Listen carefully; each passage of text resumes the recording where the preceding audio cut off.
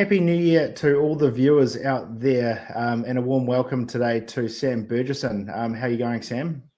Yeah, good. Thanks, Hazy.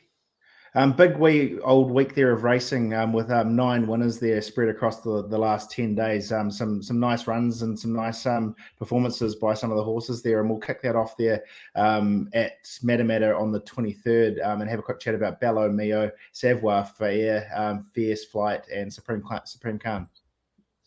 Yeah, Bellarmio and Savoir Faire look like nice progressive horses that can hopefully go through the grades now. Savoir Faire's sort of stepping up to listed company next time, and Bellarmio can just in a 65,000 back here again. So they look like nice horses going forward and ones you can follow. Fierce Flight, he looked like he was about to drop out at the top of the straight, and then he produced an amazing finish to get over top of them. And he's sort of just had a quiet week, and he's just back in the stable. Had a couple of days' work, and he looks like he's bounced out of it well. And Supreme Khan, Yuto gave him a really good ride, sort of just let him do his own thing just outside the leader there, and he kicked off the corner well. And he's gone for a spell. He's sort of had a really long season and sort of feels the tracks a bit as well. So, look, four really good winners, and it was nice to get them at the home meeting. In Pukekohe Park there on Boxing Day, 3 winners there, the first of which was Tokyo Tycoon and the 2-year-old, and he solidifies, he's the current favourite there for the Karaka Million 2-year-old race. It'll be an interesting outcome of the races there at Te Rapa tomorrow, but a great performance nonetheless. Yeah, he's just an unassuming horse, just goes about his ways quietly, but just keeps stepping up that next level. And look, he won it pretty impressive in the end, sort of pricked the ears towards the line and looked strong through the line. So, the next, obviously, tomorrow's racing 2-year-old race will sort of sort the field out a bit more. An interesting few weeks coming up. And Synchronise, if there was ever a horse that deserved to win a stakes race, she's probably it, winning the Hallmark Stud handicap there as well. She was stood down for a brief period there for bleeding, and great to see her get a win there for her connections. Yeah, stoked to get some black type, makes her very valuable. I was actually down on the South Island with her when she was going into the 1,000 guineas, going really nicely, and she had fetlock chips as well. And then obviously the bleed at Taupo. Had a few issues. So great to see a mare like that finally get a great result. And hopefully she can go on with it now. And then, of course, Wild Knight was really impressive there in the Uncle Remus, and he sets up for an absolute mouthwatering clash there with Legato in the Karaka Million 3-year-old Classic. Can you touch on his performance quickly, Sam? Yeah, like OP said after the race, super impressive. If you look at the sectionals as well, he rattled off a really good last 600. And he's another one that just keeps going to the next level. He's still a bit raw and green, so look, it'll be interesting to see how far he can go. Like you said, it's going to be a great clash. It looks like it's shaping up to be a really good field, the Karaka Million. Great. And Rotorua on the 28th, Sans Doot. She was probably one of the better maideners going around after placing there in the Gold Trail Stakes, and she absolutely demolished that field. Looked like she was better suited, ridden well off the pace there. Yeah, sort of missed the kick, and it sort of ended up working out well for her. And she won against the pattern of the day. A lot of winners were kicking off the corner. So, look, it was a super impressive victory, and she's definitely one you can follow going forward. And Taupo there on the 30th, Pocatero there for Christopher Grace, another impressive winner. Yeah, really nice filly, and really impressive. She only had the one trial leading into it, so we're sort of wondering if she'd have the ringcraft to get around Taupo, but look, she did everything well. Michael McNabb was super impressed with her, and mentally she's still got a bit there to develop. So look, a really nice progressive filly who we think could sneak black type later on. Fantastic. Well, there's the wrap up of the winners of the week that's been, and we're going to kick off there at New Year's Day racing at Te Rapa. That consists of 6 Group 1, 2, and 3 races, a combination of those, and we're going to kick off there in race 1, the SVS starting gates 1400, rating 75 benchmark. We've got Sophisticato, drawn barrier 8 with Opie Blossom on board. Yeah, he was super at Manawatu 2 starts ago, and then was terrible at counties. He actually sort of looked like he had gone amiss, but we couldn't find anything wrong with him. It was sort of a strange one. Maybe the track tripped him up. It was quite wet there that day, but He's had a small freshen since then, a jump out here at home, and his work seems to be good. So look, he looks like an each way chance in a pretty open race. And Coat to Burn there, drawn barrier 6, the Joe Cameron on board. First go at 1400, which should be interesting. He used to be a sort of a really hard going sort of horse as a 3-year-old, but now he sort of looks like he's matured a bit and relaxes really good. His run at Te Rapa last time wasn't actually that bad. It sort of looked like he only sort of finished midfield or a bit further back, but he sort of missed the kick, got back and ran home late. And Opie thought the step up to 1400 now would really suit him. So he's paying good odds. So look, he could sneak in there somewhere. Great. And Shepherds Delight there, drawn barrier 7, Michael McNabb on board. Yeah, she's on the quick backup from a good run in the Hallmark, sort of got back and ran on. And this looks like a nice race for her, back in grade and up to the 1400, which she's won at. So, she looks like a nice chance as well. 3 nice chances. Great. And race 2 to the Group 2 Carlo Park Eclipse Stakes, 2-year-old set weight over 1,200 metres. We've got 3 runners, Troberand, Balance of Power and Taliska. Yeah, Troberand, he's just keeps on stepping up. 2 really good wins. Sort of missed the kick last time, and then Opie gave him a lovely run, and he sort of looked like he wasn't going to get there, but really sort of stuck his head out the last 100 and got up. And Opie thought the blinkers would benefit him, so they go on, and his work's been super since. He's trained on really well. Look, the Marsh filly looks really impressive. I know they've got big reps on her, but we think he's definitely up to it. And like I said before, we'll know a lot more after this race. Balance of Power, he's a bit of a gap between runs. He was obviously in that Pukekohe race where he got home really good behind Forsman's really good filly. He gets blinkers on as well. We think they'll benefit him. And like Troberand, he's worked up super. And then Taliska, he sort of looks like the 3rd string, but he's sort of a bit stiff. Last time in behind Tokyo Typhoon, who sort of franked that form. He gets the noseband on to sort of help him relax a bit more and make him a bit more tractable. But he's certainly not out of it. Another 3 really nice chances. Great. And race 3 there, the Group 2 Jamison Park Auckland Guineas. We see Dynastic, who we haven't seen since the 2000 Guineas. He's had the ultimate gear change there with the gelding. How's he come through that, Sam?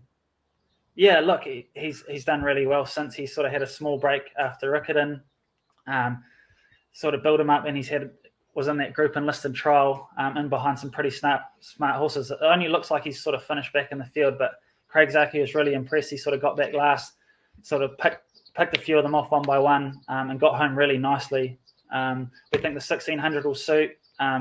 Since gelding, he's sort of been a lot more tractable, not as sort of colty or doing silly things, stuff like that. And really like him in this field. Drawn 1. He should hopefully get a lovely run, and his work here on Wednesday was super. So, look, he looks like a nice chance. And race 5, the Group 2 Elston Park Royal Stakes. 3-year-old fillies over 2,000 metres. Skew Whiff almost down Legato last start there at Pukekohe on Boxing Day. She's on the quick backup, drawn barrier 4 with Opie Boston on board. She looks a great chance in this if she jumps away and has some manners. Yeah, exactly. If she does everything right and sees out the 2,000, she does look hard to beat. Obviously, like you said, on the quick backup, but she seems to have bounced out of the run well. And look, it looks like a winnable race for her. Just like you said, she just needs to do everything well. And Family Ties, drawn barrier 3 with Sam Weatherly on board. Yeah, good run in the eulogy, sort of got back on the rail and it was really strong through the line. So we thought the step up to 2,000 sort of looks ideal. And Sam Weatherly he's in good form as well. And down the bottom of the page there, Safura, there, drawn barrier 12, and I guess an international visiting jockey, Dean Yendall, coming over there for the ride, and many others there on New Year's Day from barrier 12. Yeah, obviously a step up in class, which sort of hoping we can sneak some black type here. But the step up to 2,000 looks ideal. She was a good run at Matamata, but just sort of needs to make that next step up, but isn't out of it. And race 6, the J-Swap 1200, rating 65 benchmark. Wairau Cove is another one that probably deserves another win. He's had some pretty impressive form, looping fields from wide draws. Is he ready to win there? Drawn barrier 11 with Kelsey Hinton on board. Yeah, sort of looks really well placed in this race. Obviously, was in some really good races as 3-year-old. I think he ran second in the Cambridge Breeders. The claim certainly helps. Obviously, he's got a bit of weight there, but he's a talented galloper, and it's good to see him back at the races after a long layup. He just had a few setbacks. Yeah, looks really well placed in a nice race. And Marlborough Bay kicks off a new campaign after last running in the 2000 Guineas, drawn barrier 10 there with Opie Boston on board. Yeah, he may need the run. He's sort of carrying a bit of condition, but he's back from his Guineas campaign. He's obviously a talented. We think he's a talented galloper, but just a bit of a sticky gate as well to go overcome. But if he gets a bit of luck with Opie on, yeah, he looks an each-way chance. And race 7, the Group 1 Sistema Railway, open set weight and penalties over 1200. This is shaping as a really interesting watch here tomorrow. We've got obviously Levante, who brings that rich Australian form over. She kicks off her campaign, but Imperatrice, I understand, worked with her there on Wednesday morning as well. She's drawn barrier 10 with Opie Boston on board. Yeah, they did a really nice piece of work together. And both jockeys, both riders were really complimentary of their work. Obviously, the sticky gate isn't ideal, but it looks like there's going to be plenty of speed on, so the field could be sort of strung out a little bit, hopefully. So if we can slot in one off there, get a bit of cover. Yeah, look, they'll know she's there. She's too good a mare. So sort of just forget those sort of last two runs. Yeah, it's going to be a great race. There's some fantastic horses and different four lines. So look, really looking forward to it. Great. And race 8, the Group 3 Windsor Park Stud, Queen Elizabeth II Cup, open handicap 2400. We've got 2 that lined up their last start in the Waikato Cup, the first of which is Self Obsession. He's going to enjoy being back on top of the deck. Yeah, she is. She sort of just got tripped up by that track last time. They had that heavy downpour for about 30 minutes or so, and that really sort of buggered her chances. She's so genuine, tries very hard. So she'll sort of hopefully roll forward from there and be in it for a long way. And Aromatic, drawn barrier 7 with Craig Grills on board. Yeah, another very consistent mare. I think she's run 10 seconds or something like that. Always tries her heart out and has had a great season. Look, whether the track may be too good for her, we're not sure, but look, she'll try hard. Great. And race 9, the Group 2 Ritual Mile, open handicap over 1600. We've got Campionessa, drawn barrier 15 with Opie Boston on board. Yeah, she's back from her successful Southern campaign. Had a wee bit of a freshen and was in that group enlisted trial here at Matamata. Good record at a mile, 2 from 2. Obviously, eventually she's looking for further, but in a fresh state, she could definitely run a cheeky race. And Ballon Rouge there missed the start on Boxing Day, but was really impressive, making ground out wide, drawn barrier 7 with Dean Yendall on board. Yeah, a bit of value here, I think. We've dropped her down to a visor blinker. Hopefully that she'll be able to see a bit more, so hopefully she jumps away a bit better, or that's what we're hoping. Yeah, just the starts are really killing her a bit, but she can rattle off some great sectionals. Good record at the mile also. And look, obviously a Group 1 winner, so class will go a long way. Looks like a very open race. So yeah, we think she's a really nice each way chance. Fantastic. And Shepherd's Delight's listed 3rd on the ballot there. If she did get the chance to start, would she? Yes, I think the owners want to run in the Ritual, but we'll just sort of wait and seeing what scratches and things like that. Okay. Yeah. Good as gold. Okay, well, that wraps up the runners there on New Year's Day there at Te Rapa. So an exciting bunch of runners. Sam, I can't keep tabs on how many winners you've tipped. You've only been tipped once or tipped over once. Can you give us a best bet for New Year's Day and kick the new year off in the same vein of form? I think at $2.10 a place, you can take Dynastic. I think he can win the race, but I think $2.10 is more than enough value. There you go, Dynastic there in the Auckland Guineas, and Sam to continue his form into 2023. So here's hoping.